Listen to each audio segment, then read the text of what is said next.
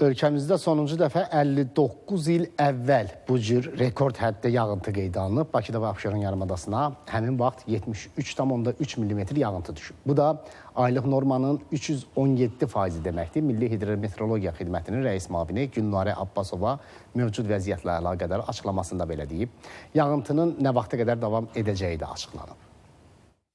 Avtomat meteoroloji stansiyalardan əldə edilən məlumatların təhlili göstərir ki, 15 saat ərzində düşən yağıntının miqdarı paytaxt və Abşeron yarımadasında 57 mm-dir ki, bu da aylıq normadan 2 dəfə çoxdur. Böyük Qafqaz bölgəsinin rayonlarında da düşən yağıntının miqdarı normadan bir neçə dəfə artıqdır. Bu isə rekord göstərici hesab olunur. 100 illik hidrometeoroloji məlumatların təhlili göstərir ki, son 15 saat ərzində düşən yağıntının miqdarı normadan 2 dəfə artıq olduğu artıq rekord göstəricinin yenilənməsidir. Son belə hal isə 1966-cı ildə qeydə alınmışdır. 16-sı axşam saatlarından başlayaraq intensiv prosesin nisbətən zəiflənəcəyi gözlənilir. 17-sində isə qərb rayonlarından başlayaraq prosesin tədricən zəifləyəcəyi ehtimal olunur. İntensiv leysan nəticəsində ölkə ərazisində çaylarda yüksək sululuğun davam etdiyi müşahidə olunur. Bəzi çaylarda sel və daşqın hadisəsi baş verib. Həmçinin dağlıq rayonlara aprel ayı üçün xarakterik olmayan qar yağması nəticəsində bəzi çaylarda sululuğun bir müddət davam edəcəyi gözlənilir. Quba rayonu Xınalıq məntəqəsində qar örtüyünün hündürlüyü